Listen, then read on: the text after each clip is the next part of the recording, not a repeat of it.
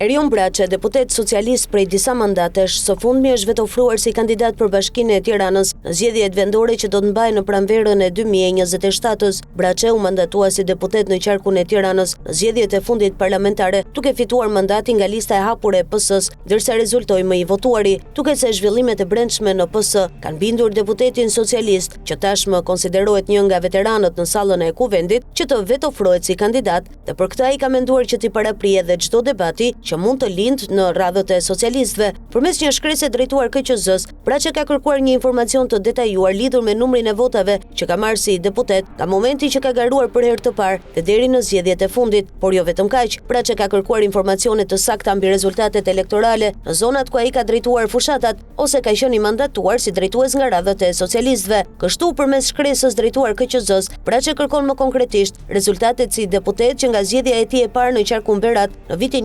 1996, rezultatin e Partisë Socialiste në rang qarku për vitin 2009 në të gjitha ZAZ-t e Beratit, rezultatet elektorale në Divjak për vitet 2013, 2017 dhe 2021, si dhe bilancin specifik të votave të marra prej tij si deputet në zgjedhjet e fundit të vitit 2021. Të gjitha këto informacione duket se do të përbëjnë edhe strategjinë që Braçe do të përdorë në forume drejtuese të PS-s për të kërkuar kandidimin si kryebashkiak, duke u referuar sukseseve elektorale, ndoshta për faktin se tashmë shumica antarëve të forumeve drejtuese në PS, por edhe në grupin parlamentar, janë të rinj dhe nuk kanë njohuri sa i takon kontributeve në këtë parti. Braçe ka menduar që t'i shtoj punën, duke përmbledhur suksesin elektoral në shifra, pavarësisht zonës elektorale që ka mbuluar. Gjithsesi, për nga mënyra se si Partia Socialiste po drejtohet dhe funksionon, vendimin përfundimtar nëse Braçe do të pranohet ose jo si kandidat për kryebashkiak, do ta vulosë Edi Rama. Dhe ky i fundit ka treguar se nuk vlerëson as kontributet dhe as rezultatet, aq më tepër ato elektorale, përsa kohë që suksesin e socialistëve në zgjedhje e lidh me emrin e tij personal.